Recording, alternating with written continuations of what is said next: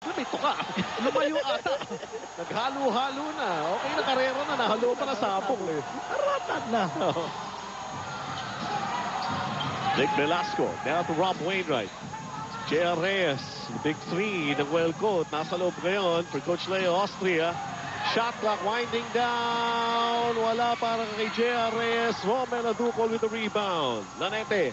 To Yap. Yung James po ito dahil yung Roger suspended for one game. Suspended eh. Oo. Oh, James Yap with a TM press. Laki na nga ng tao sa harapan niya eh. No? Pinahirapan na siya nitong si Rob Wainwright. Naihanap pa ng paraan ni James Yap. 20 na para si James Yap. He is scoring in the 20s. Ito si James Yap. Lead changes natin 18-6 deadlocks. Just how close this game could get. Pasa kay J.R. Reyes. Oh, nakahawak. Ito si Romel Aducol. That's a fifth foul on Romel Aducol. Yun ang masama doon. Huli na yung pasa eh, no? Huli yung pasa, hindi na kailangan humawa. Ang nahuli ng referee yung contact. Referee Mar Montiel close there. Sa aksyon. Denver Lopez on the drive here. Oh, putatake na abot kay Romel Aducol. 5 man personal foul niyan, ha? Sumusupalpal pa. James Yap! Naitulak pa! Pumasok! Tumatakbo ang Giants. Giant strides by Pure Foods. Partikular na si James Yap. Pang-apat na sunod na ball game na 20 puntos ang Exactly. kanyang ginagawa. He's got Average 22 right now. 26 points a game. Ito si James Yap. Ang ganda naman itong pasang ito eh. Sakto yung bounce. Sakto yung talon. Sino yung pumasa? Chico Lanete yun. Chico Lanete. Diba? All praises talaga si Coach Ryan Gregorio dito kay Chico Lanete. James Yap completes a 3-point play here para sa Pure Foods TJ Giants. 23 points para kay James Yap. And a 6-point lead being enjoyed by Pure Foods. Right now, the crowd getting into the end. Turnover para Wellco Dragons. Alam mo, ang ganda nun, ano? Ito si Nick Velasco provided the pick para dito kay sa makat na si Jody Vance. Hindi lang nasa doon ang maayos yung bola eh. A 6-point lead, getting back ball possession. Pure Foods TJ Giants. James Yap firing away. Wala. J.R. Reyes for the rebound. Pagbitiw ni James Yap ng bola, lahat hinga ng laman. Oo nga eh. Nag-aabang. J.R. Reyes naman. Yun! TM press din yun. Bigay, itong si J.R. Reyes, meron ding touch from the outside. Well, pinalapit yung ating rainbow territory. Oo, di ba? siyempre. 20 and a half. 20.6. 26 inches. Just a 3-point lead para sa Pure Foods. Shot clock nila, only 3 seconds. Kirby, wala. Oh! Follow up, Kirby! Alam niya kung saan pupunta yung bola eh. 20 puntos na para dito kay Kirby Raimundo. So in the 20s, dalawang key player nito Pure Foods TJ Giants, James Yap and Kirby Raimundo. Joe Devance, the step back jumper, taking off. Ito kanyang gwadya pero hindi pa rin pumasok. Kita mo dito, Raimundo and James Yap scoring for Pure Foods. Lanete orchestrating. Yes. Pingris putting the caps on Joe Devance and Aducol coloring the rebounds. Kumbaga designation of roles to eh. Ito ang role ninyo ha. And that's pretty organized basketball nakikita natin para sa Pure Foods TJ Giants.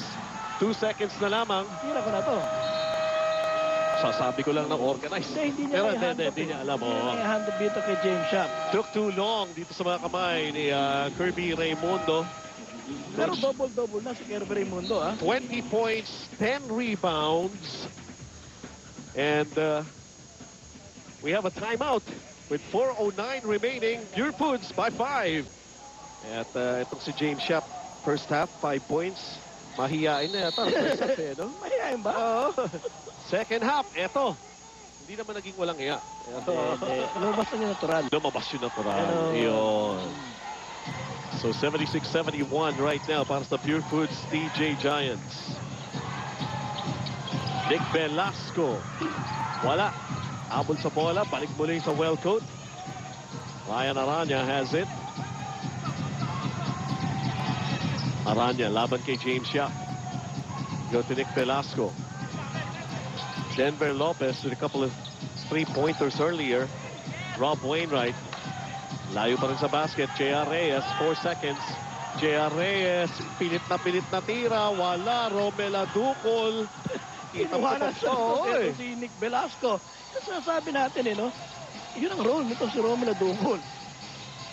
Leading scorers natin, James Schaap, Kirby Raimundo, 23 and 20, 43-point output. Combination of these two key players, the Purefoods TJ Giants. Tinamaan sa tuhod to.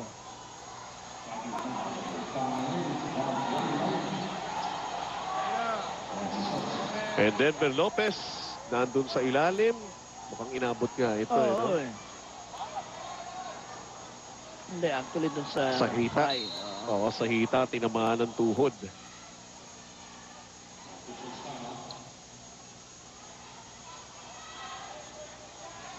Masakit yun eh. Pero he's going to shake that off. Oo. So, dalawang free throws para dito kay Kirby Raimundo. Already has 20 points across his name and 10 rebounds. Ano? Para dito kay Kirby Raimundo. Only 6 points in the first half. May dalawang steals pa. Inaawa pa yung bola. It's a 6-point lead for the Giants. Let's see. Nung manalo Barry ang Wellcoat laban sa Barangay Ginebra, of course, malaki yung lamang eh, di ba? Pero dito, pagka ganito kadikit lang yung laba at ngayon, naghahabol pa sila with only, over 3 minutes remaining. Yun, parang panic na. Nakikita ko rito sa Wellcoat Dragons. Parang ganun eh. Sinasabi nga, kumbaga, di ka yung laban dito. It's unlike yung mga previous games sila na lumalamang sila na malaki, hinahabol sila na kalaban. Pero tikdikan eh. This is totally different situation that Wellcoat is facing right now. Nick Velasco. Nagmimintis. Oo. Hindi nag-aaral. Pero Ryan Aranya nakakuha ng agaw rito. Laban kay Chico Lanete. He was right in the middle nitong si Chico Lanete at si Kirby Raimundo. Now he was fouled. Kirby Raimundo has 4 personal fouls on him. 2 free throws ito para kay Ryan Aranya. Oh, very important free throws very ito. Important free throws para dito kay Ryan Aranya. 6 points in the ball game. But wala pa siyang free throw na i-convert dito. No problem, sabi ni Ryan.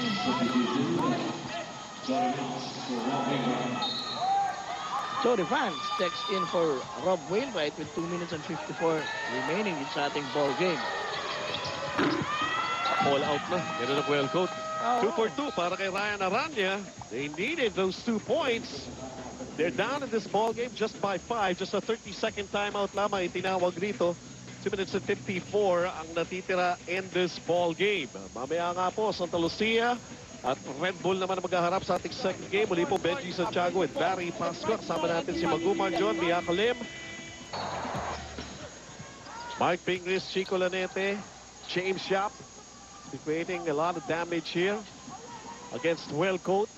Sama si Kirby Raimundo and Romelu Ducol. Haba talaga ng playing time nito si Chico Lanete in the absence of Roger Yap. Oo. Si Brandon Sablay naman, pahapyaw lang yung playing time. Exactly. Hindi pa 100% kung si Brandon Cablay.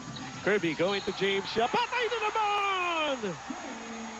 He's making Ryan Aranya to school eh. Yes. Sa ball game na to eh. 25 big points for James Schaap, and this game is not yet over. 2 minutes and 32 remaining. At si James Schaap nga nag-average ng 26 points a game. Tatablo na niya yung kanyang average niya. Tingnan natin. He does. Completes the 3-point play. Kota na, kota. Kota na. Kota na. 81-73. Coach Leo Austria will call a 30-second timeout here. They have to figure out kung paano nila pipigilan si James Schaap. 16 points here in the 4th quarter alone. Hataw. Hataw si James eh, no? Winning spirit ng Purefoods TJ Giants. Tuloy ba ang paghirit ng Wellcoat Dragons? Mapagbibigyan ba? Oo, baka mabuta. Okay. Iba humihirit, di ba? Mabubuta yan eh. Action resumes. Wellcoat Dragons down this ball game. 81-73 para sa Purefoods. Joe Devance trying to shake up Mark Pingris. Taking it strong. Wow! Almost. Ayaw kasihan ng kapalaran. That could have been big para rito sa Wellcoat. Pingris picks up his 4th personal foul. Important free throws once again para sa Wellcoat. and the rookies are delivering, ano, para sa Welcome Dragons.